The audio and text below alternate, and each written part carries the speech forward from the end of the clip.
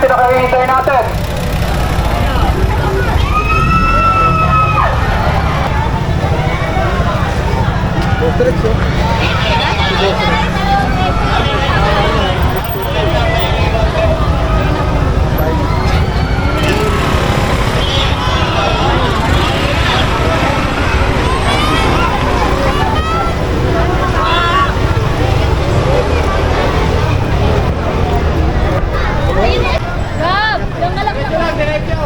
Hoy!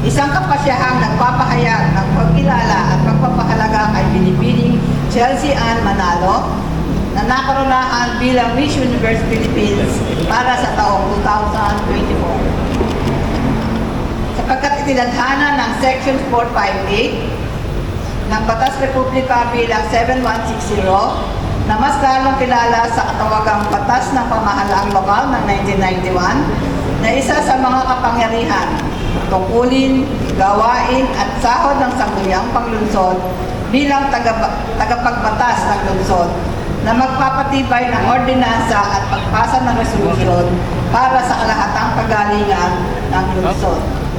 Sapagkat si Binibining Chelsea Ann Manalo, ipinanganak noong Oktubre 14, 1999, 24 na taong gulang, taal na tubong Barangay Malhakan, anak ni Ginang Contessa Manalo at ang kanyang amain na si Ginoong Randy Angeles.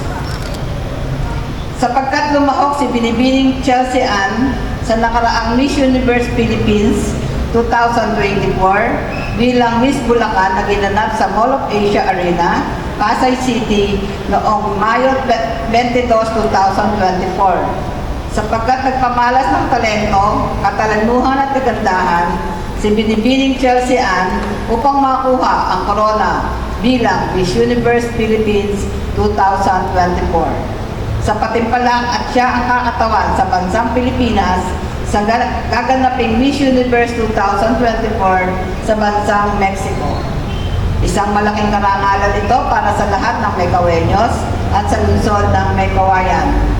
Kaya dahil dito, ipinasyalan gaya ng dito ay pagpapasya na ang sangguniang panglunsod ay nagpapahayag ang kapagkilala at pagpapahalaga kay Binibining Chelsea Ann Manalo na nakaronahan bilang Miss Universe Philippines para sa taong 2024. Ipinasya pa sa huli na padalhan ng sipi ng kapasyahang ito si Binibining Chelsea Ann Manalo at ang lahat ng kinauukulan upang sa kanilang kabatiran at pagsaalang-alang pinagtibay ng buong pagkakaisa. Pinatutunayan ko na ang nasabing kapasyahan ay pinagtibay ng sangguniang panglunsod.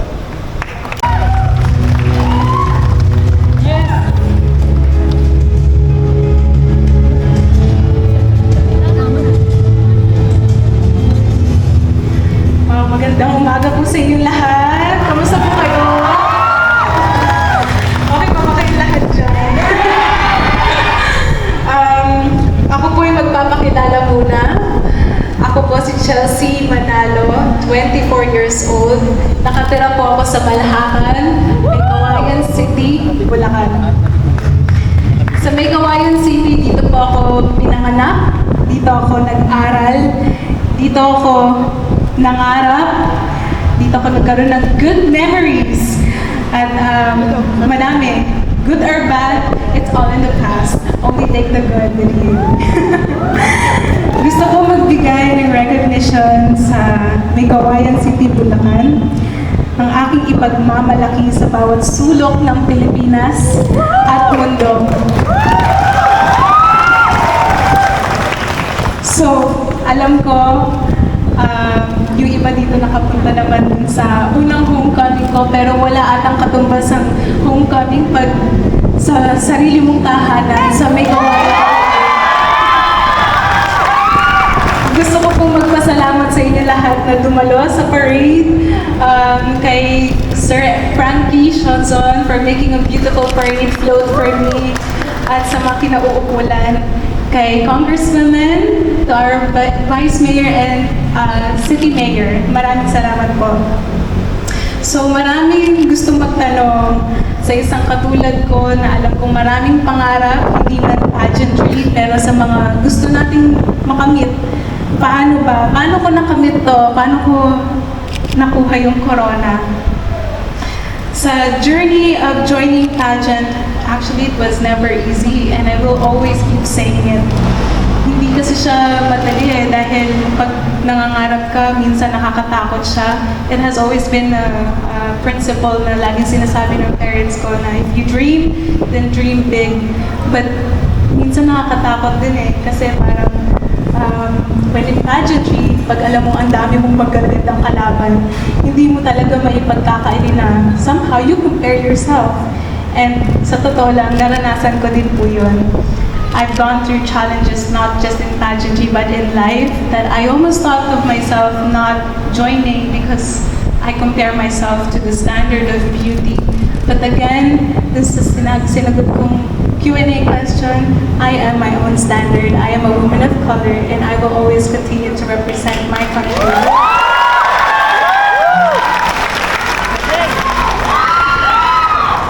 Pero sa suporta ng bawat kaibigan at pamilya ay alam kong malalagpasan natin ang mga pagsubok at silang tunay nating magiging makakasama natin sa pagiging matagumpay natin sa ating buhay.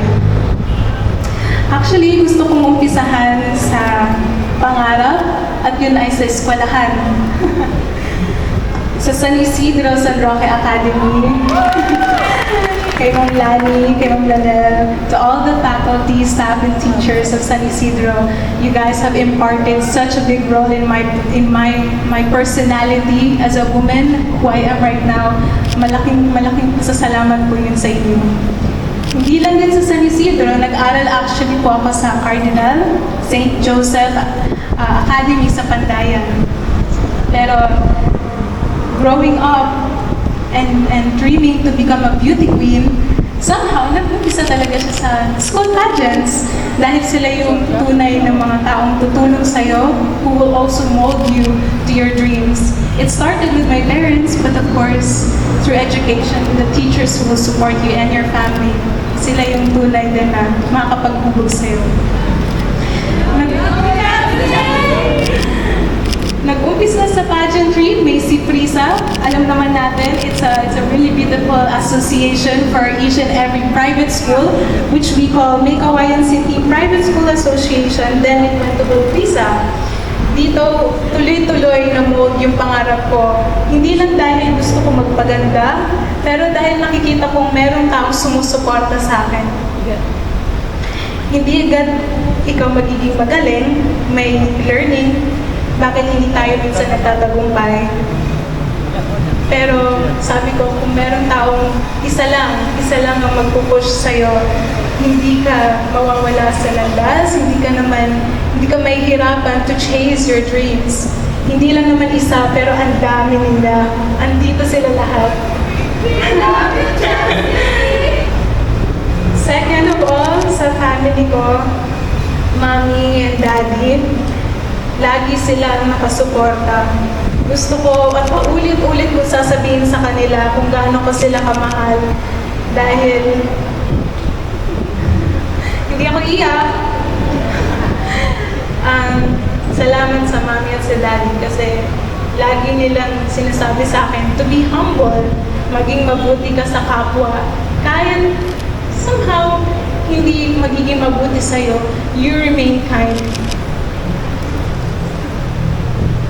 Be kind and be humble to everyone. And if you dream, then dream big. Importante na maging totoo tayo at ikaw sa sarili mo. These are principles that my parents have imparted on me. Sa mga pinsan ko na nandito ngayon, kay Kuya Jolex, kay Jensen, kay JJ, kay Tito Michael, kay Tita, kay Ate Bea, kay Jericho, at sa lahat ng mga pinsan ko taga May Kawayan sa Pandayan. Maraming salamat dahil isa kayo sa mga tumulong sa akin to be the person that I am right now. Sa tito ko na nandito, kay Tito Michael.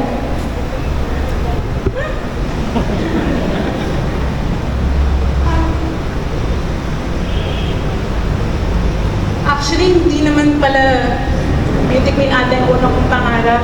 Gusto ko maging pop star. Gusto ko maging singer. Ay, wag na lang. Kasi feeling ko may reason talaga bakit Miss Universe ako ngayon. Ang tito ko at ang mga pinsan ko, ang hobby po namin ay kumanta. Ang tito ko po ay nag-guitar, ang mga pinsan ko nagdo-drums, may nagpa-piano, nag-guitar, at ako yung vocalist. Ito ang hobby namin. Isa sa tinuro sa akin talent ng tito ko yung pagkanta. Laging strict man siya kasi nagtrabaho siya sa pagiging police. Strict man siya, pero it led me to the person that I am right now. Hindi siya naging mahigpit, hindi siya naging kulang. Tinrato niya ako just like her own daughter dahil lagi niya akong ginagabayan sa mga desisyon, sa mga pangarap sa buhay. Kaya tito, maraming salamat. I love you!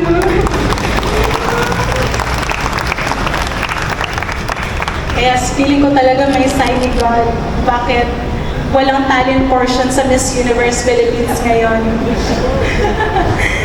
Sa pangarap mo, kung wala kang actually first-hand family, I think it will start with your friends, with the people who surround you na naniniwala sa'yo. Kung wala man, sila yung pakinggan mo, sila yung tutulong sa'yo para makamit mo yung mga pangarap mo. There can be a second-hand family. I think I found out through the LGBTQI family that I had here. Hello po sa inyo, sa mga guro, at sa mga single parents right here. Thank you po sa inyo. To my glam team, ito magko-commercial lang muna po ako sandali.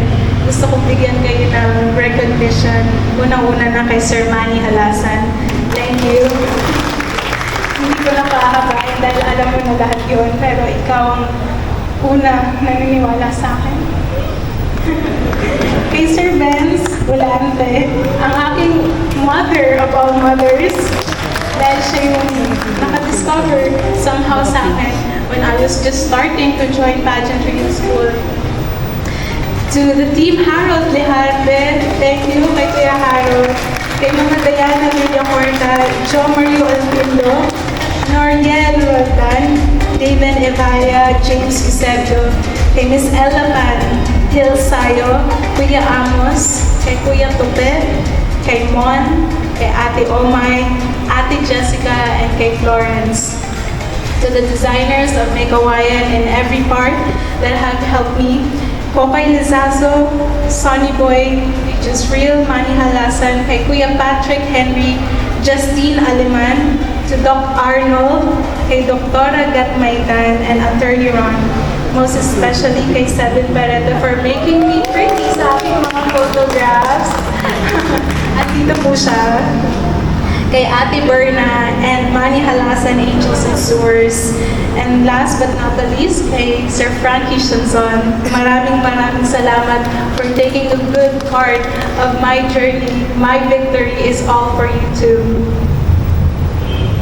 Of course, sa hometown, to the Bulacan and Mikawayan City LGUs, to our city councilors, to our barangay captains, to each and everyone who are here right now, maraming salamat.